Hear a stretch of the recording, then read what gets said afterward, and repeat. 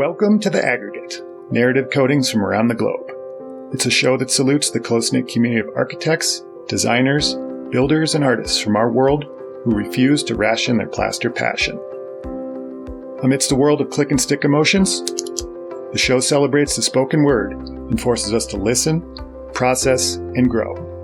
With an open and limber mind, these subtle connected moments will provide respite to recharge with an emphasis on shared techniques and knowledge, while simultaneously fueling our fires for continued creativity on and off the job site. So take a deep breath as New Age Artisans continues to coat the planet and change the paradigm of what it means to educate, empower, and create. Greetings, I'm your host Jeremy Mastretta, along with my man on the boards, Vincent Ryan, and welcome to the show. Hey out there, world. Welcome back to our fun show, Aggregate episode 22. Been a hell of a week here at New Age Artisans. Spring's out and it's in the air. It's getting considerably lighter every day in the wee hours of the morning, which helps team morale. And the dark days here in Montana are just like they sound. They're dark. And as an employer, sometimes I feel pretty guilty asking my employees to come to work during the months of November through March. And sometimes I feel like their, potential seasonal affective disorder is placed upon me, and sometimes I feel like it's my fault for even offering them a job. And sometimes I think that they feel like I'm the one creating the darkness. And I know it's not true. I know that. It's just the way that I feel. But alas, it's spring, and spring's a time of rebirth and growth. And we've gone through some crazy times over the past months in the dead of winter here, and it's difficult, to say the least. And as we emerge from the dark days and head on to the light, after these at times stormy situations, I can't help but think that the colors of the rainbow are so pretty in the sky are also on the faces of the people passing by. And I see friends shaking hands, and that to me is really what it's all about in the world, and being kind and helping each other out and spreading the love. And today's guest does just that. Many people in our industry have asked me to have him as a guest, and it didn't take too much prodding. And the fact that we're able to amass so many guests from across the globe together in the Plasters field gives me space and makes me think to myself, what a wonderful, wonderful world. So, in the words of great Louis Armstrong, how do you do, Mr. Kyle Holzhueter? How's it going today, man? Hey, Jeremy. Nice talking with you. Nice talking. Did you catch my song quotes there? Yeah. Yeah. I did. Yeah. I kind of like to start these things and just kind of like let the mind flow. And that's what kind of came to me yesterday. I was writing the script. For everyone listening, Kyle is working as a plasterer, specializing in permaculture and natural building in Okayama, Japan. And my pronunciation is going to be horrible today, so I do apologize in advance. How did I do with the pronunciation of that, Kyle? Oh, that was perfect. That was perfect. Was it? Man, nice. Okay. Yeah, Okayama. Yeah, Okayama. All right. It's like just kind of phonetic, so I'll just go with it. What day and time is it where you are, Kyle? It's Tuesday morning here. Tuesday morning at what time? A little bit before 9. A little bit before 9. Awesome. Well, it's a little bit before 6 p.m. Monday night here. What have you been up to today so far, and what's the day going to bring? I've got a couple of plastering apprentices here now. Mm-hmm. And one is working on brown coat plasters in an earthen storehouse we're restoring, and two other guys are doing a bamboo lattice in a detached guest house / storage building. Nice. Fun. And are you helping out with that, or are you just teaching? Yeah, I'm helping them, kind of just like you mentioned before the show started, kind of getting people to the right place and making sure they have the tools and the materials they need. Yeah, herding. Doing some herding, some people. Yeah. Just the way it goes, yeah. I started my business years ago as a painter and found my way to plaster, and a lot of our devout listeners probably think I'm a little bit of a broken record talking about it, which I am.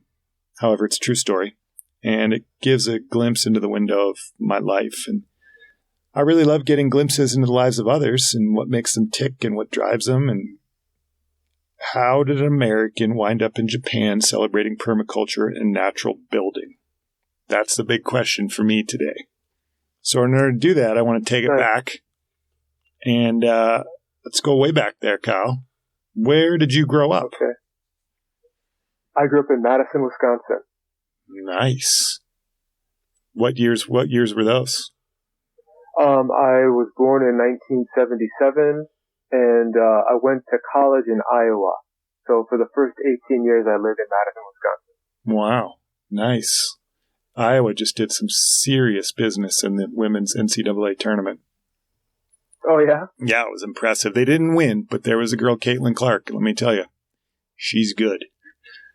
Wow. She's good. Yeah, it was awesome. My wife just had some knee surgery, so I found myself watching a considerable more amount of basketball than I ever have in my entire life.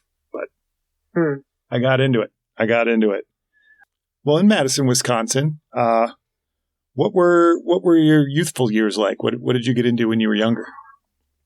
I would say in grade school it was playing in the woods, playing with friends, playing soccer, and in high school playing soccer, listening to music, partying. Nice. Yeah, pretty typical, I think. What kind of music? Did the music and partying go hand in hand? Yeah, at that time I was into 60s rock. Sweet. Like Jefferson Airplane kind of stuff? Yeah, Led Zeppelin, the Beatles. Yeah, awesome. Yeah, I'd say we probably would have been friends. I was into all that stuff when I was in high school too. What was your first job? Oh, my first job. My dad was super passionate about soccer. He was a high school soccer coach. He also organized soccer camps during the summer, and I was kind of like his right-hand man. Yeah. Everywhere he went, I went, and kind of just supported him in those endeavors. Nice. What were you on the teams that he was coaching, or were you just? I did play soccer. He was the coach of my high school soccer team. Yep. Yeah, and he also had an indoor soccer center. I think the first one in Madison, Wisconsin, and I helped him with that as well. Yeah, nice. I used to love indoor soccer. I used to love the rules of the no sidelines, kicking it off the walls and stuff. Yeah. Completely different. While you were, kicking the ball around playing soccer, were you crafty at all? Were you ever into craft, or was it just solely soccer? No. My dad grew up on a dairy farm, and my mother's father was a farmer at heart, but was working as a mason. And it was kind of like that generation of get off the land, get a job in the city. And that was the ideal, I think, for my parents' generation. So no, I wasn't really involved in much craft. We did have a wood burning stove, and putting up firewood was my job, but yeah. Those are good formative years. I stacked a lot of firewood myself as a youngster. Mm-hmm. And now I stack it, and I'm always getting on my kids. I'm like, no, it's going to stack it this way. This is how the cords stack. And they're like, Dad, shut up. It's fine. But it's good. You can learn a lot. You can tell a lot about a person too by, how they stack their wood. So. Well, that wouldn't say much. It wouldn't say much for me now. So you went to college in Iowa. What did you study there? I studied religion and philosophy. Oh, wow. Nice. And yeah, this is kind of relates to kind of my journey, but in high school I decided that I didn't want to go to college. I wanted to farm in a community. Mm-hmm. And my parents were like, please go to college. Yeah. You can always drop out, but this was their dream for me, right? To go to college. So, I started school, studying mathematics, and I wasn't exploring the questions I had. It's like, when you're like 19, and you're thinking super deep about the world, really idealistic, and I had these questions and ideals that I wanted to explore, and I wasn't being able to do that studying math. So I started studying religion and philosophy. Yeah. Nice. Yeah, I remember when I was 19, I kind of thought I knew a lot. And now I'm mid 40s. And what I realized is I still don't know. I don't know a lot, but I definitely didn't know a lot at all when I was 19. The way that I saw things is just not the way that they are. That's for sure. But I've got some 20 something year olds that work with us, and they're all great. They're all so awesome. But it's so interesting to look through the lens of life like that. And some people are like, "How can they act like that? How can they say?" I'm like, just think back, like rewind the tape just a little bit. Do you remember when you were that age? Like, you got to identify with it. So yeah, but I can't say enough about the 20 something year olds that work with us now. They're so good. But your thesis was not in religion and philosophy, right? Yeah, my PhD thesis. Yeah. Yeah. Tell us a little bit about that. I first went to graduate school in Pennsylvania, at a small school in Pennsylvania called Slippery Rock, and studied sustainable systems, which was like sustainable ag, ecology, environmental design. And from there, I studied abroad to do a graduate thesis, to do a PhD at Nihon University in Japan. And I had been working for a straw bale builder in Pennsylvania, Gene Leon, who got into natural building from working with the Steens in Mexico. Yep. And our straw bale walls were finished with earth and lime. And I had already been in Japan, and I knew I wanted to go back to Japan. So I got a scholarship from the Japanese government to study in Japan. And part of that application process was finding a professor in Japan willing to supervise your research. Yeah. Japanese friend in Australia introduced me to Ikunaga Sensei, and he was the only research studio in Japan that was researching straw bale. So that's kind of how I ended up there. Nice. But before that, you mentioned Australia as well. Did you do some traveling to Australia as well? Yeah, I had stayed in Australia for about 6 months, 4 months in Crystal Waters studying permaculture, and then 2 more months woofing. Awesome. And then, so you did your PhD thesis there. How long did that last? I think I was a research student for 1 year. Then I was accepted to the graduate program, and I think that was, it was like 3 or 4 years. And then I did, I think it was 3 years, and then I think I did 2 more years of research of like a postdoc after that. Altogether 6 years. 6 years. Wow. Yeah. And were you acquainted with the Japanese language before? Yeah, I had studied 1 semester in undergraduate, and I had also taught English in Japan. Oh wow, that would be a way to do it. Kind of trial by fire. Yeah, speaking your own native language and communicating with Japanese. I mean, that would be the number one way to do it, I would think. So integrating yourself from, into the culture was not as difficult as one would think with that tactic. No, it was a good way to come to Japan. Yeah, I love it. Speaking of, Japan and the language and the culture, the main reason we're here is plaster. What's the main type of construction in Japan? Like say Tokyo. Well, the main type of construction now in Japan is a conventional timber frame, with plywood on the exterior and drywall on the inside. Nice. That's cool. Even in the cities? Yes, that would be conventional home construction. Awesome. And then how about like an apartment building or a high rise?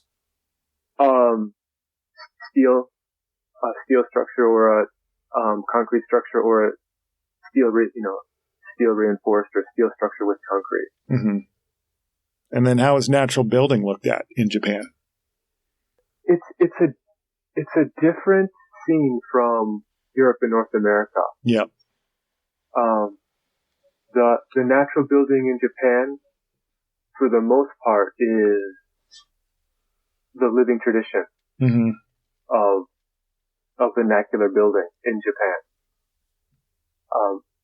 As opposed to in Europe and North America, people are getting into natural building because of environmental concerns. Yep. And it's being done kind of in opposition to conventional building. Mm-hmm. In Japan, there's not really a concern about the environment for most people who are using natural materials. In fact, probably most craftsmen get into this tradition because their father did it. Yeah. Or they couldn't get into college. They didn't pass the college entrance exam. Yep. So they took up a trade. Mm-hmm. So yeah, there's not that same kind of like passion about working with natural materials that return to the earth and that. I mean, there is, of course, but it's not the reason why people get involved in this craft in Japan. Yeah. Well, what's a traditional wall construction like in Japan? Is it entirely reeds and mud on conventional homes? A traditional Japanese home is a timber frame. Yep. And the wall is generally built inside of the timber frame. Mm-hmm.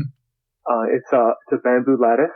Yep. Horizontal and vertical bamboo that are tied to each other with straw or palm rope. Mm-hmm. And then base coat plaster on that. Got it. How thick would like an interior wall be, between rooms? Interior walls are oftentimes sliding doors.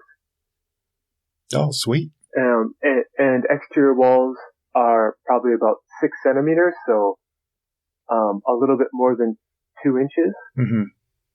Awesome. And is there ever any conventional paint?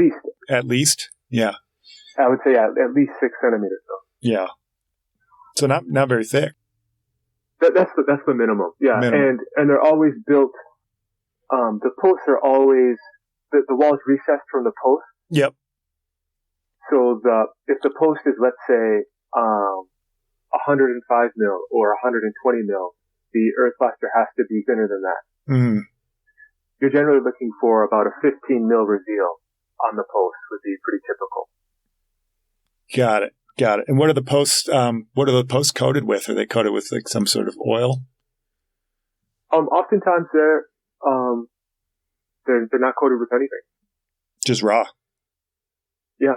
They're generally for an exposed timber frame. The post would be finished with a plane, so they're super smooth. Oh, beautiful. Awesome.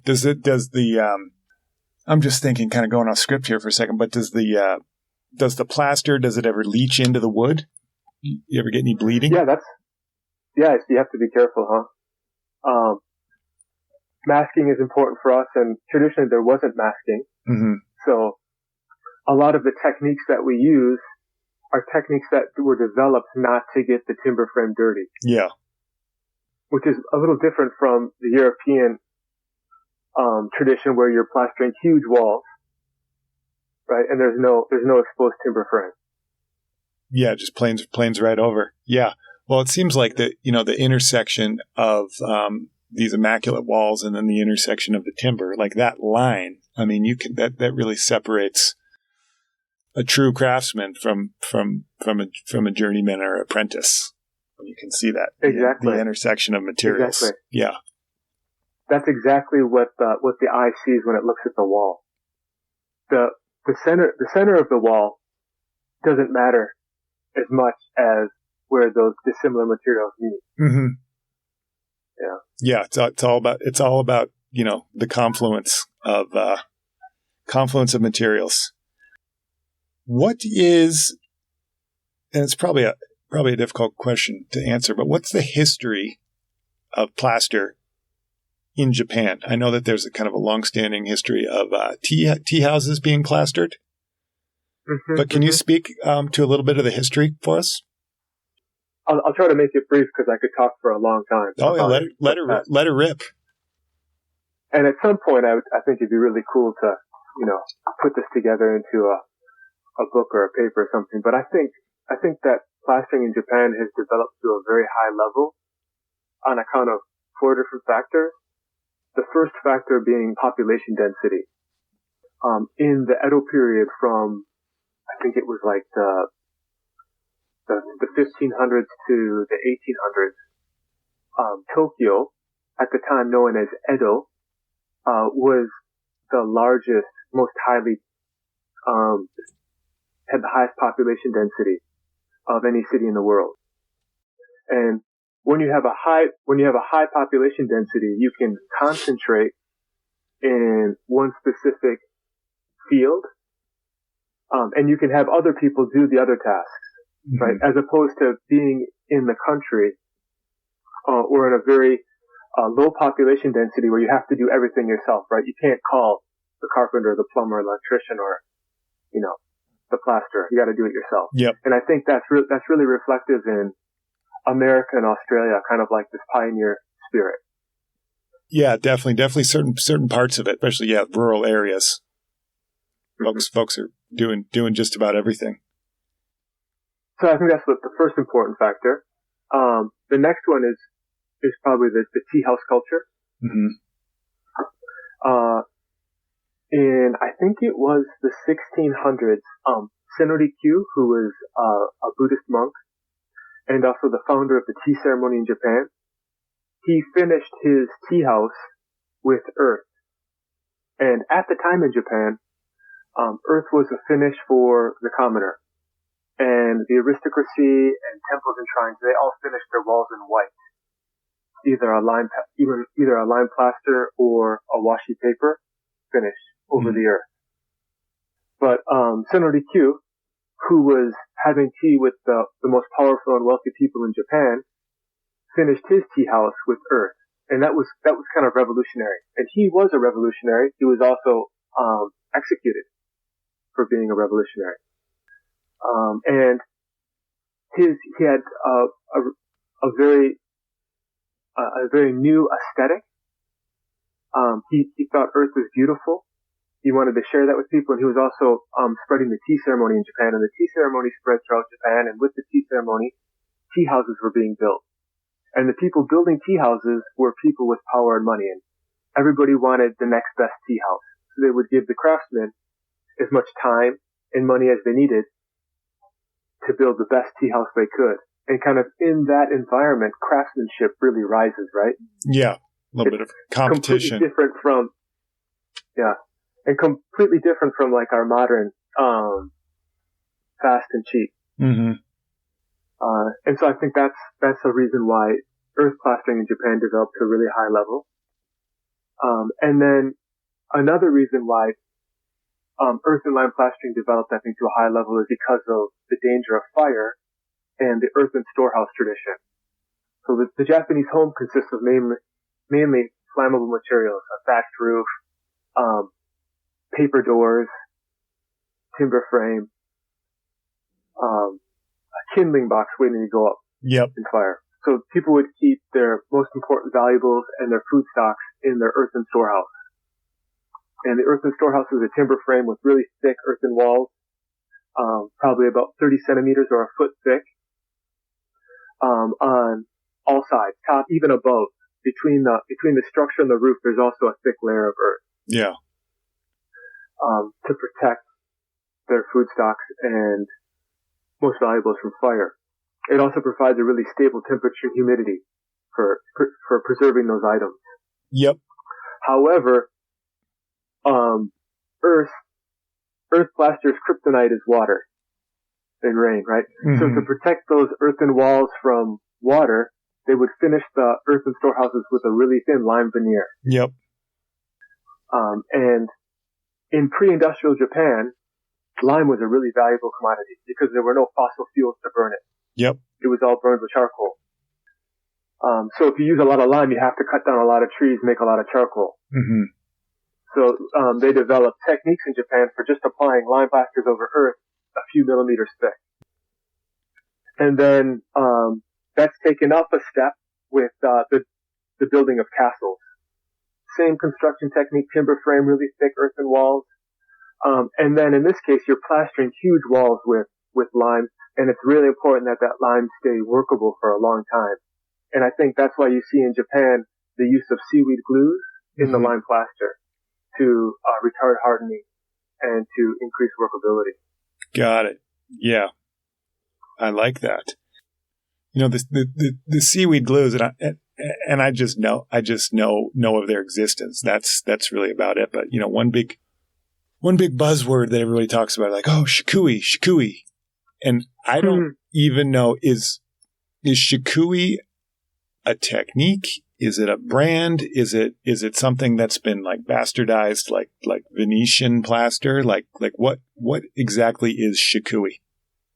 In Japan, shikui is a lime plaster that consists of three main ingredients: hydrated lime, hemp fiber, and seaweed glue. Mm-hmm.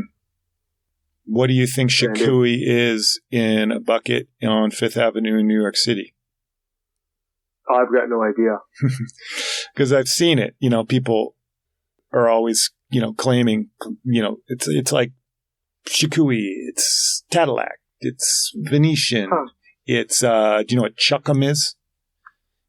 I don't. Yeah, chuckum is basically this ancient South American technique where tree bark is boiled and the glues and the resins that come out get integrated in and foster a very impermeable surface to water.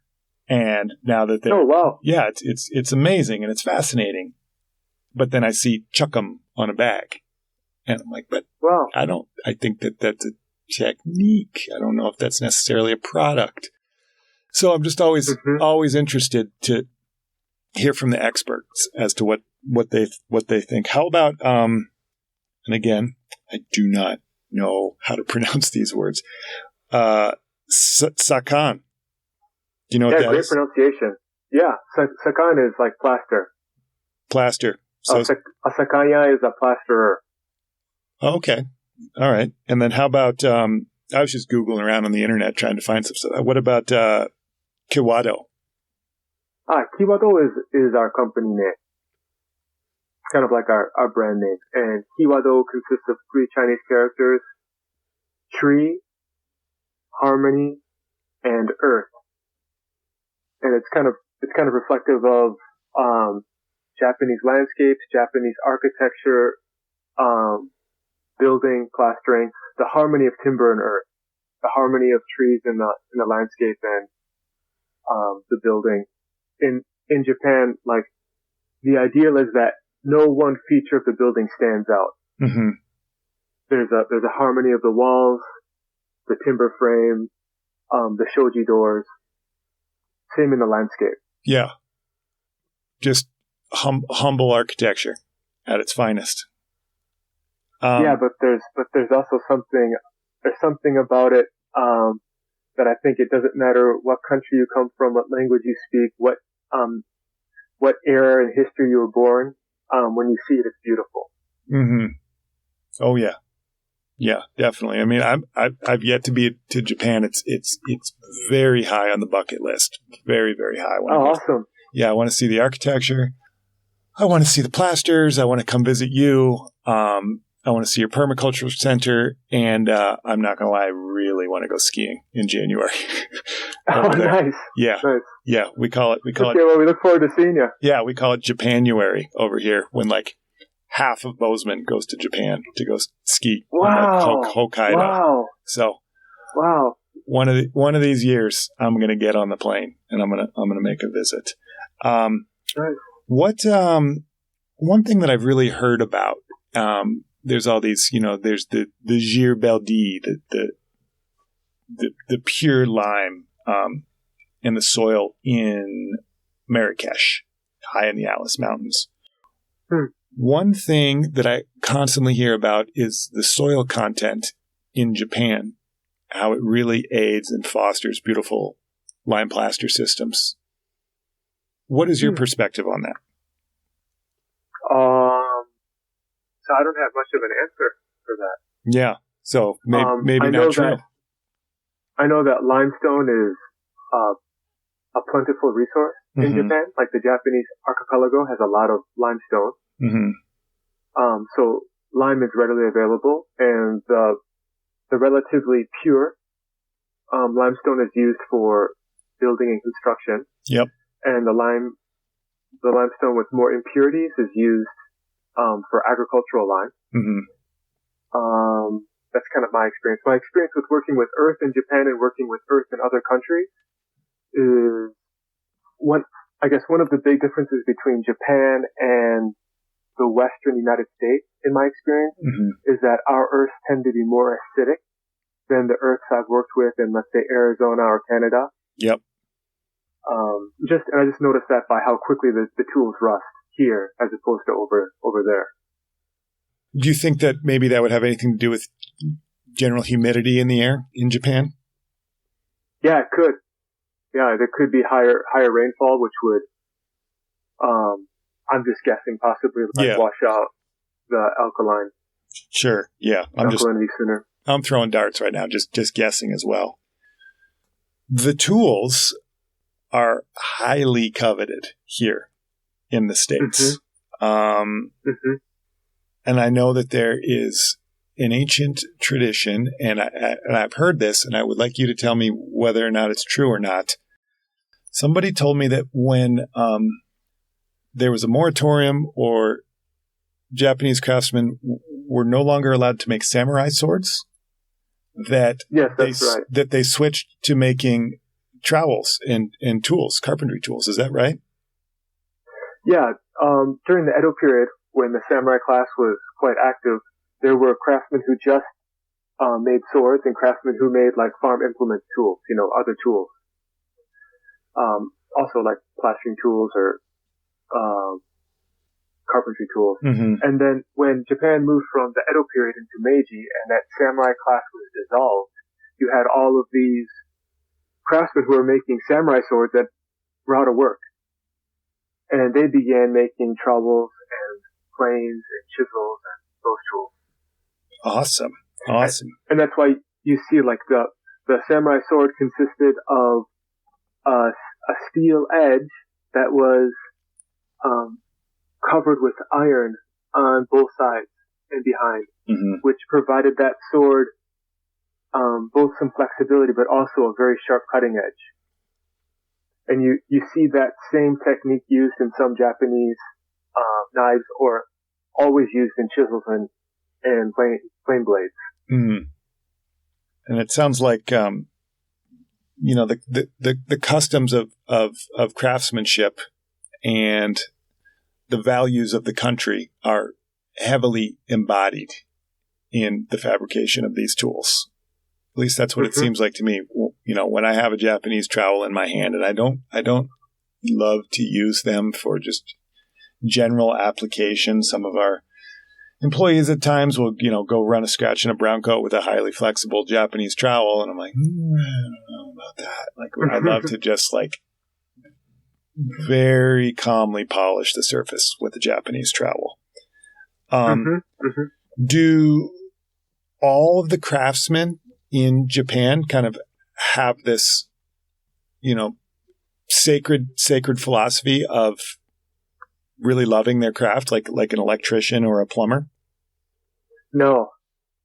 I think most people in Japan just do it as a job, but there is a percentage, a portion of the craftsmen in each field that really take pride in their work. But no, it's not every person takes that much pride in their work. Yeah. Well, it's good they were having this chat, because I sit thousands and thousands of miles away, and I close my eyes and I think about Japan, and I think like, oh, this must be what's going on. Every person must care so deeply about what they're doing, and sounds like it's very similar to here. I think I've heard it said by people who have worked by architects and builders who've worked overseas and in Japan, and it's a common understanding that your everyday craftsperson in Japan takes more pride in their work than people overseas. Mm-hmm. So still notches above the rest of the world. So I wasn't too far off. How are you seen as a Westerner in Japan as a citizen and a business owner? I've gotten a lot of support, in our local community. I think I've got good connections all over Japan. Awesome. Nice. I love it. Yeah. Let's take a quick break. And then when we come back, I want to kind of dive deep into your permaculture center and your actual business. Okay. Sounds good.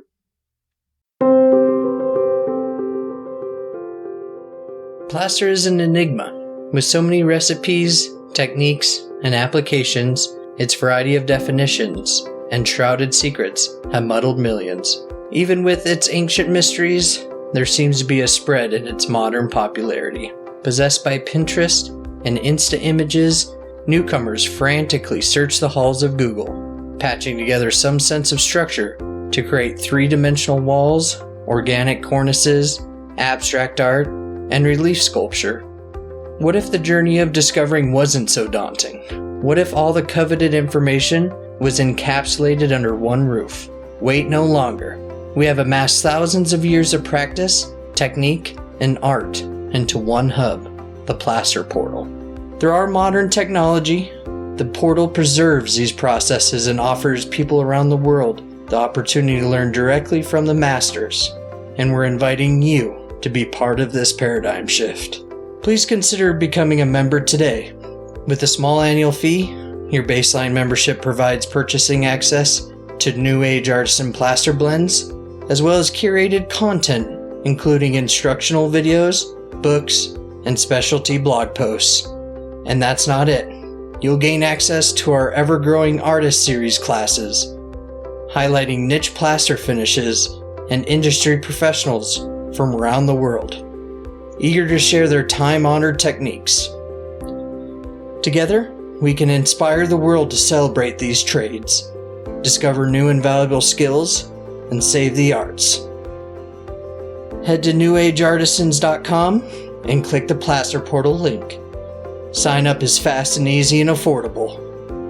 We can't wait to have you part of our community. Now back to the show. Hey everybody, welcome back. Thanks for listening to our commercial break. Please join the Plaster Portal. You won't be upset, I promise. We were talking before the break with Kyle about being a Western in Japan and the support and being a business owner. And Kyle owns a permaculture building center.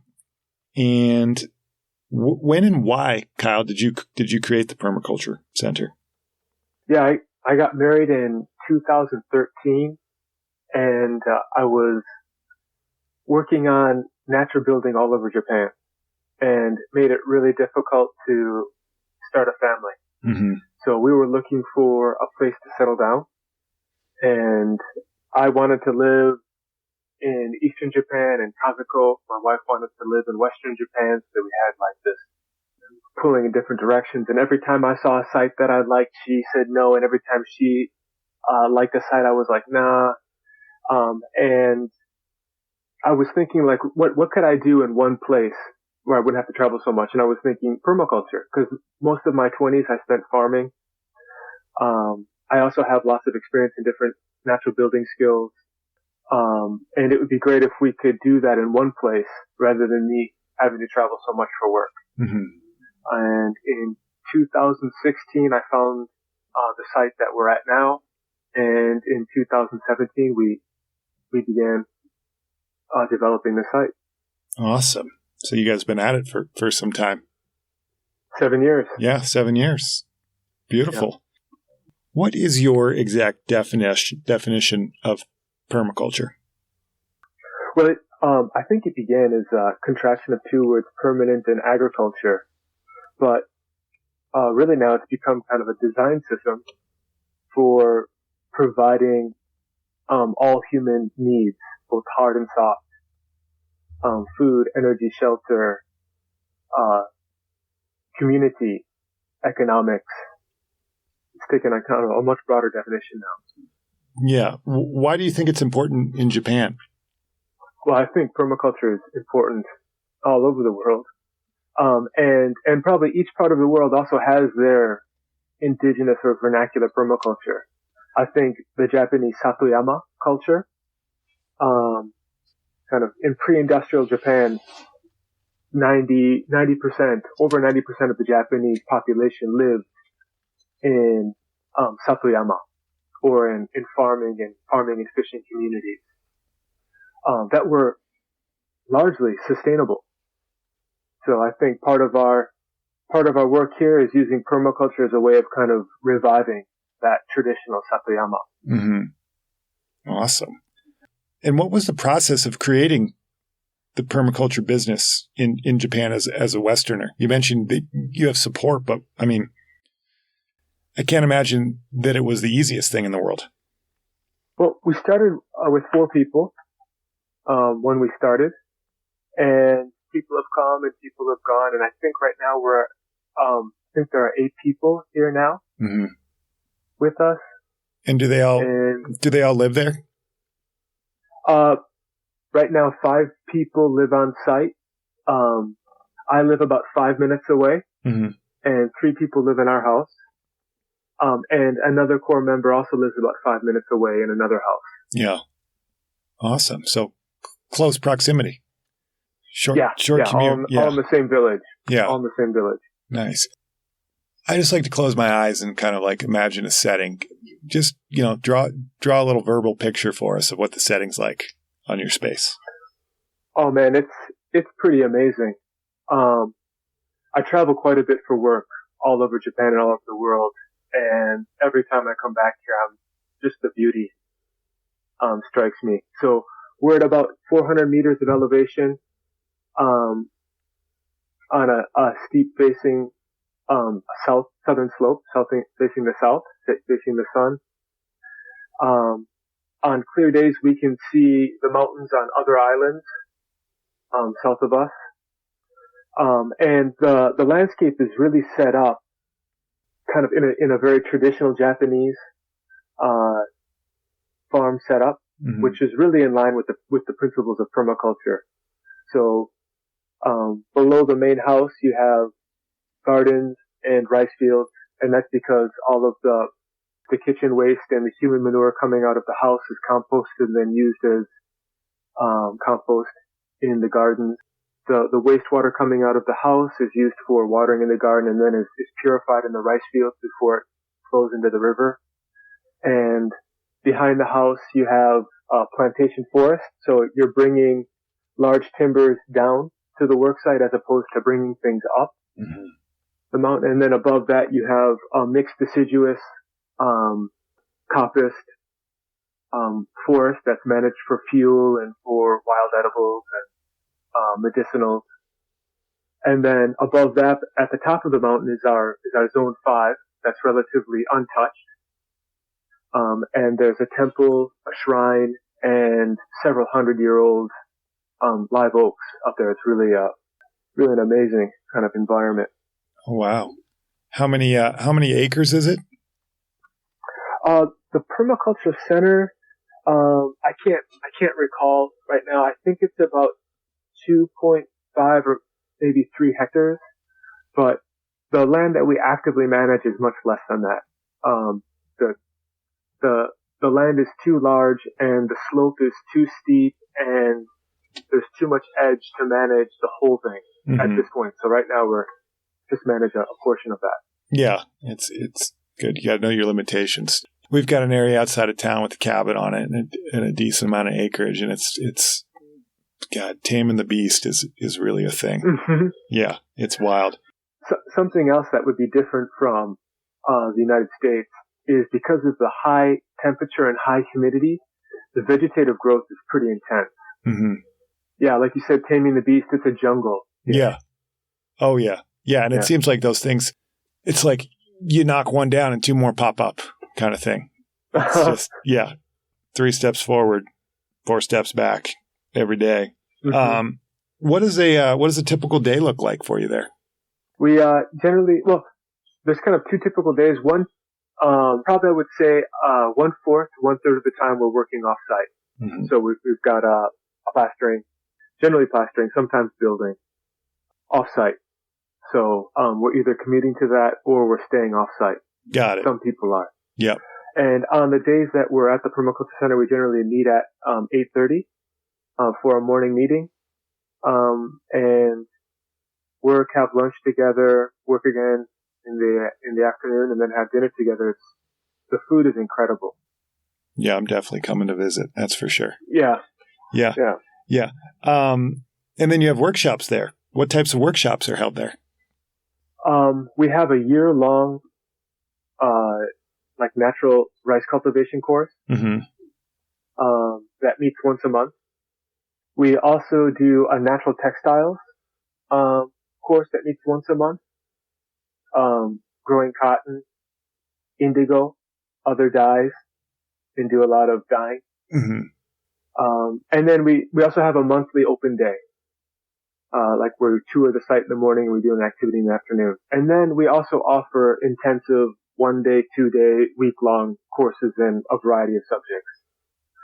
We have different specialists come in, as well in like agroforestry, plastering, timber framing, medicinal herbs, just a whole variety of courses. Wow. From local experts, or do you fly them in from around the world? We've had people come in from overseas as well. Michael Smith, who was part of the early Cobb building revival in the United States, he taught a natural building course here in 2019. Oh, cool. And lots of, I guess, farming and building and kind of all the crafts and skills and knowledge you need to live in the Japanese countryside. We kind of oftentimes offer workshops in those fields. Awesome. And then you mentioned plaster workshops. Do you do a variety of different plaster techniques, or is it just solely one technique? We have done like finishing courses just on finishing, where we do a number of different types of finishes. But generally, the courses that we've offered, generally the courses that we offer, and the course that we currently have planned now for October 21st to October 26th this year, a 6-day course that goes through the construction of a traditional Japanese wall. Yeah.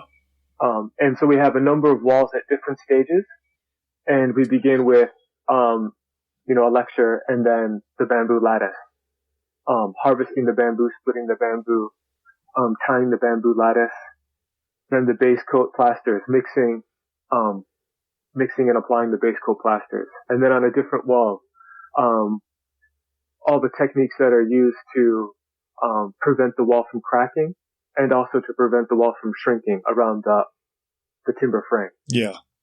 And then the brown coat, and then different earth and lime finish plasters, shikui, Holzhueter. Sweet. And then are you harvesting the materials for these classes right on site? The lime, of course, we have to buy. Yeah. Yeah. Where do you get the lime from? Just from our local hardware store. Got it. Hydrated lime in Japan is very high quality, very inexpensive, and locally available. Beautiful. And then the colored clays too. We'd also purchase some of them as well. Mm-hmm. Yeah, but you're getting the bamboo and the earth from your site. Yeah, and the straw as well. Mm-hmm. Awesome. And then you use the straws as an additive that you integrate in for some tensile strength. Yeah, I would say that's a good point, and that is I think important to mention that I would say probably the biggest difference between plastering in Europe and North America and plastering in Japan is the use of fiber in the mix. So, in Europe and North America, generally plastering over a load-bearing wall, meaning like a brick or a stone wall, something that's not going to move. Yeah. And oftentimes it's a rough surface to begin with and needs to be built out quite thick. Yep. So people are using traditionally a relatively high sand content in their plaster to kind of build that out. Yep. And it doesn't have to have tensile or bending strength because the wall is not going to move. Whereas in Japan, you're building a relatively thin wall that's hanging between posts. It's not load bearing. The weight of the roof is carried by the post. The wall is just kind of built between the posts. And at some point, that wall is going to move because of an earthquake. So it's really important that the wall has good tensile and bending strength. And that's why you see in Japan a high use of fiber to kind of provide that strength. Got it. Yeah, makes sense for sure. Do you work solely on new structures, infrastructure on the site, or do you do maintenance on other ones? No, we're restoring a 100-year-old earthen storehouse. I've restored lots of old Japanese homes, renovated lots of old Japanese homes. I live in a 200-year-old timber frame, and we're currently building a new building on site, a very large timber frame with straw bale, light straw clay, light rest husk lime insulation. Yeah. Awesome. And then the members of the workshop, they'll come and work on components of these structures? Yeah, that's right. Sweet. And then where do the guests stay when they're on site? We're in the process of renovating another Japanese home that we acquired that's nearby. That will be our new workshop guest house. Mm-hmm. But at this point, workshop participants stay in a public guest house. Awesome. And then you mentioned you're talking about the food and how good it was, and I certainly believe that. I'm kind of salivating. Oh man, getting close to dinner. What sort of foods do you guys grow there on site? Well, we've attained a pretty high level of food self-sufficiency. So we grow all of our own rice, sweet potatoes. We don't grow enough onions and garlic yet. We'll be putting more work into that. And then lots of vegetables, and there's lots of existing fruit trees, and we've planted a lot of fruit trees as well. Yeah. What's the growing season there where you are? It's a climate that's mild enough that we can have fresh greens all year round. They need to be kept under row cover to be protected from frost and snow, but we can harvest vegetables year round. Yeah. And the typical summer vegetable season, we'll be planting crops that are like frost sensitive or like the warm summer vegetables, probably planting them in the beginning of May and harvesting probably through November. Nice. Awesome. So good, healthy growing season for sure. Is everything vegetarian, or do you have any carnivores on site? Oh no, we eat a lot of meat. Yeah. We get lots of wild pig. Mm-hmm. And some deer. And, so right now in our pantry, we've got, I don't know how many, more than 6, less than 10, smoked hams. Oh, beautiful. Awesome. In the pantry. Make lots of sausages too. Yeah. We do a lot of hunting here as well with deer and elk, and it's one of my favorite things to do is to make summer sausage and smoked sausage. It's wow. It's the best. It's the best. Do you guys have is it like a traditional hunting season on these animals? Yeah, the traditional hunting season is November through February, but because of our rural location, there's a year-round season here. Oh, got it. Because the wild pigs and the deer are such an agricultural pest. Yep. There's a year-round season. It's actually quite profitable too. Yeah, I bet. Because the township will pay us $100 up front and $200, and then another $100 at the end of the season for every animal, every wild pig or deer that's caught. Oh wow! What's the harvesting technique? How do you get a hold of them? Most of it is trapping. Trapping. Yeah, the gun laws and the supervision of guns in Japan is quite strict. Yeah. Yep. As it should be. I think it should be a little stricter here in the US, but that's a whole different topic for later. But we do a lot of archery hunting, and it's probably my favorite thing to do is to archery hunt with my son for deer and elk. It's a very, very sustainable way to know your food, which I love. And it's good father-son time as well. Yeah.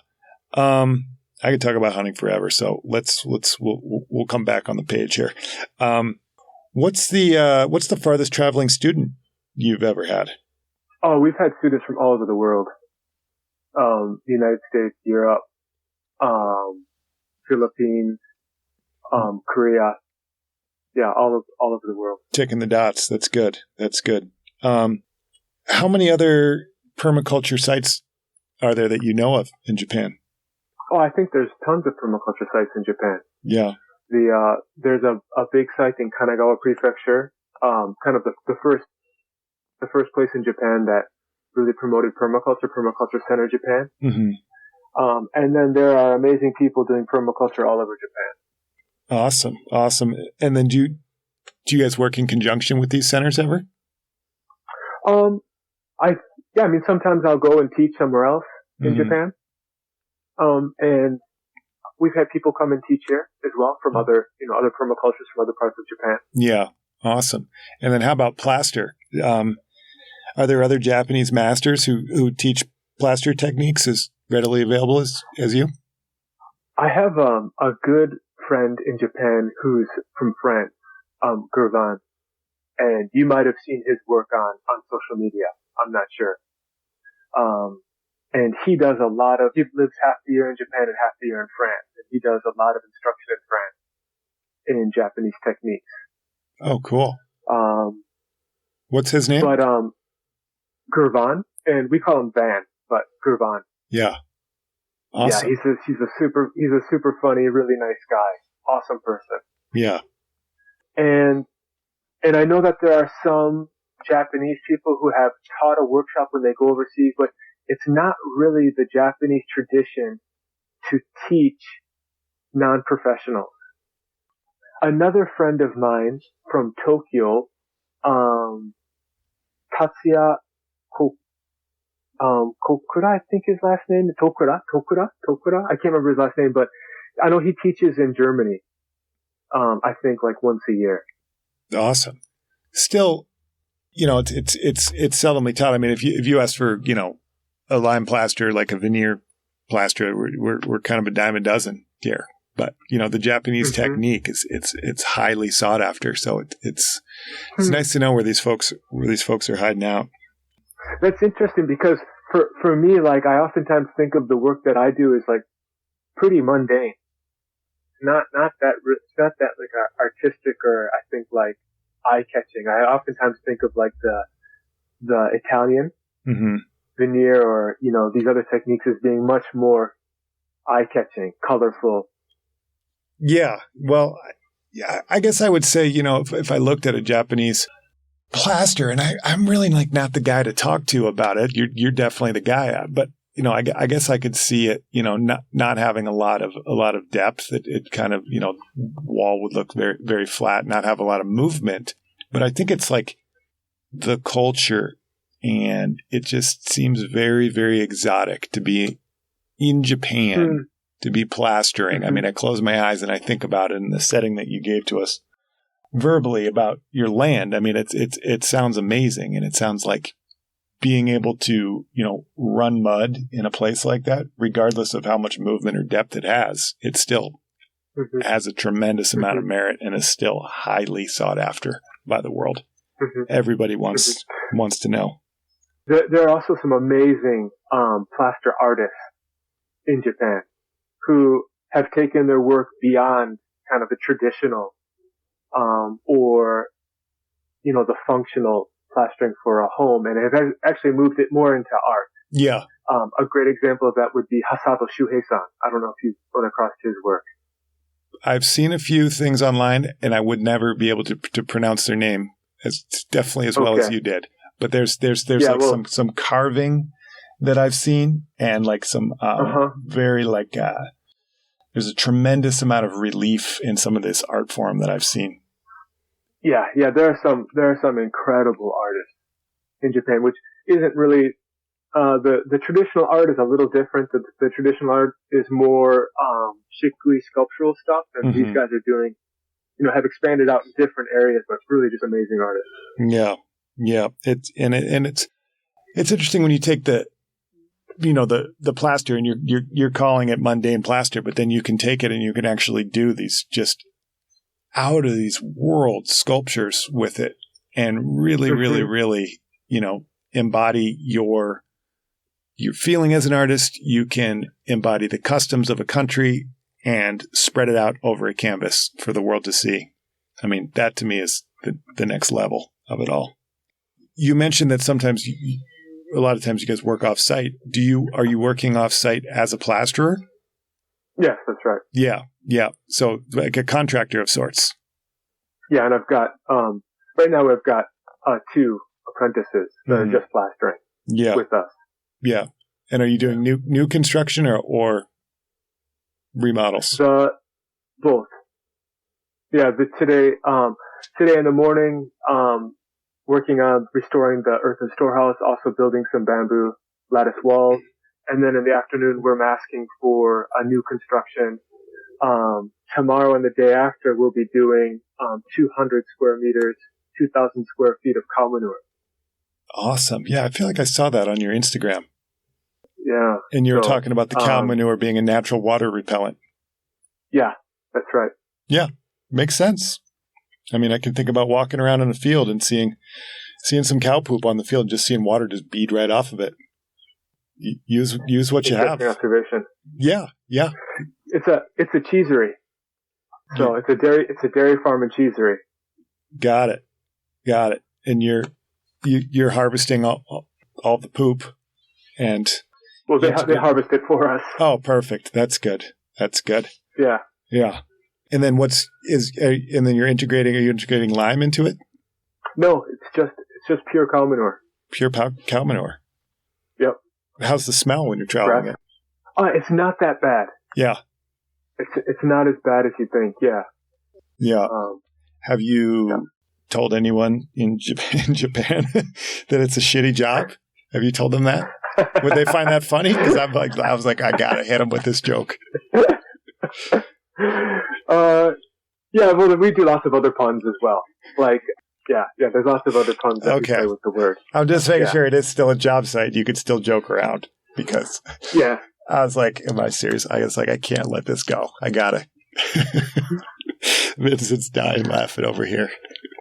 Well, what do you think the future of permaculture is in Japan? Yeah, I think, not just Japan, but all over the world. Mm-hmm. As we move towards peak oil and climate change, and also the instability of society because of wars and migration of peoples, I think we're going to be forced to develop more local, sustainable sources of food, energy, shelter, develop stronger local communities. So I think permaculture has a great future in Japan and all over the world. Yeah.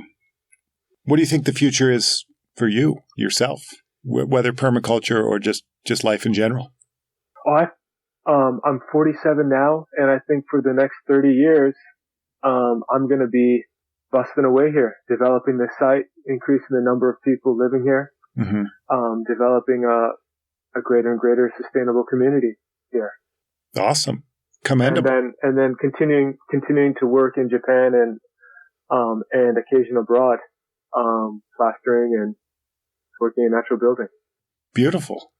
I love that.